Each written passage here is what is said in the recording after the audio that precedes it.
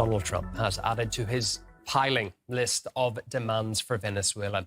The U.S. leaders announced Caracas will only be purchasing American-made products with its revenues from their 50 million oil barrel deal. Mr. Trump claims such an arrangement will benefit both nations.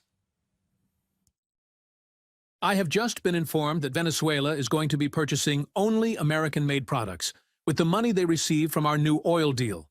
These purchases will include, among other things, American agricultural products and American-made medicines, medical devices, and equipment to improve Venezuela's electric grid and energy facilities. In other words, Venezuela is committing to doing business with the United States of America as their principal partner. A wise choice, and a very good thing for the people of Venezuela and the United States.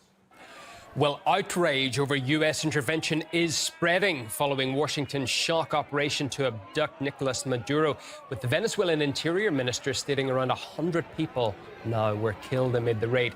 Anti-American protests have spread from Caracas to neighboring Colombia after Donald Trump said military action against Bogota, quote, sounds good to him. Demonstrators in Venezuela continue to demand the release of their president, while rejecting Washington's desire to manage their nation's resources. We ask you, Trump, give Nicolas Maduro back to us. We are a democratic country. We are a country that chooses by vote and not by appointment. Here we are, women and men, standing firm with you. Come and present yourself to these people. The people will tell you who their president is. You will never rule us. We would rather die than give our lives to the United States. We will never be a colony. We demand that you give Venezuela back its space. It is not yours. Venezuela is ours. Give our president back. We want our president, Nicolas Maduro, and Celia Flores back. Long live the fatherland. Long live our president, Nicolas Maduro, whom we hope we will have here again in our fatherland. Because the people, the country, decided that he should be our constitutional president of the Bolivarian Republic of Venezuela. And here we are waiting for him. We love you, President. We are here. Fatherland or death, never on our knees. Well, the stance of the Venezuelan people appears not to worry Washington too much, however, with U.S. Vice President J.D. Vance openly saying Caracas will only be allowed to sell its own fuel if it benefits American concerns.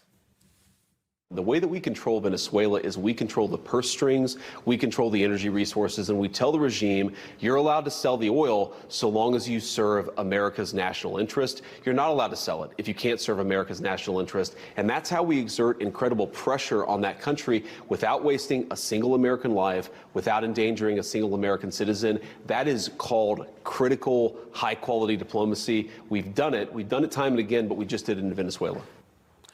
Well, Mr. Vance's declaration was echoed by others in the Trump administration. Here's how the country's top diplomats sought to justify Washington's actions surrounding Venezuela.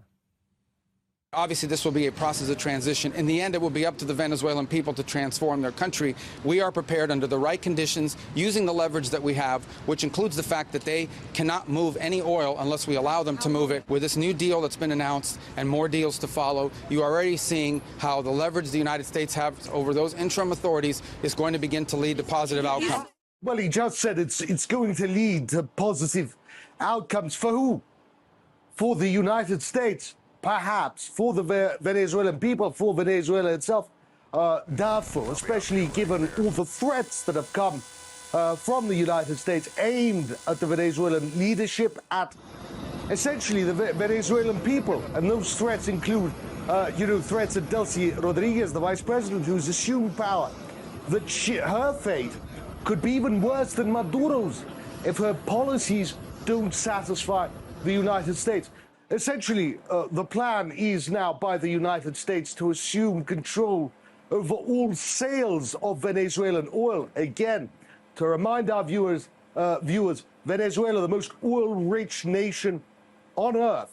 And those oil riches is what the United States has come out and said directly it wants to control the flow of that oil. One of the arguments that's used is that that money is being used to, and this is strange, to fund narco trafficking, drug trafficking to the United States. The White House has already a very detailed plan on how it is going to essentially take Venezuela's oil. The president announced last night this was the sanctioned oil that was basically just sitting in barrels, sitting on ships because of the effective quarantine of the United States of America. And the interim authorities have agreed to release that oil to the United States, so it will be arriving here at home very soon. The United States government has already begun marketing Venezuelan crude oil in the global marketplace for the benefit of the United States, engaged the world's leading commodity marketers, key banks to execute and provide financial support for these crude oil and crude product sales. All proceeds from the sale of Venezuelan crude oil and products will first settle in U.S.-controlled accounts at globally recognized banks to guarantee the legitimacy and integrity of the ultimate distribution of proceeds, and those funds will be dispersed for the benefit of the American people and the Venezuelan people at the discretion of the United States government. All those ships, Venezuelan ships, in international waters, again, a huge taboo, will be arrested, will be seized by the United States, their oil sold by the United States, the money will go to the United States. And here, the plan is both detailed and it seems inevitable. Now we have a different arrangement where instead of the oil being blockaded as it is right now, we're going to let the oil flow, sell that market to United States refineries and to around the world to bring better oil supplies, but have those sales done by the U.S. government and deposited into accounts controlled by the U.S. government. And then from there, those funds can flow back into Venezuela to benefit the Venezuelan people. But we need to have that leverage and that control of those oil sales to drive the changes that simply must happen in Venezuela. So it's no longer a drug threat, a kidnapping threat, a gun-running threat, an enabler of our adversaries in our hemisphere. The United States argument in favor of all of this essentially boils down to, well, what are you going to do about it? You can go whine at the United Nations, although Marco Rubio himself has come out and said he doesn't care what the United Nations says. He doesn't care about the United Nations. They know nothing. And essentially, every nation, what it is seeing right now is that if it behaves or becomes an inconvenience to the United States, its president could be kidnapped, its officials could be kidnapped, its capital, such as Caracas behind me, could be bombed. So there is a lot of sympathy for Venezuela, and not just Venezuela. It seems the United States has plans similar to those for Venezuela for other countries in the region and perhaps globally. So proud of what the president did, and Marco Rubio and Pete Hegseth and everybody, our military, Maria Corina Machado, and what they did in Venezuela is going to change Latin America. This is the start of changing Venezuela. Then we're going to fix Cuba. Nicaragua will get fixed. Next year we'll get a new president in Colombia. We're going to start, the democracy is coming back to this hemisphere. This is, of course, for any diplomat, any leader, these words, well, they're almost panic-inducing. The United States essentially saying that there will be a rolling wave of regime change, perhaps military operations against nations that the United States is dissatisfied with.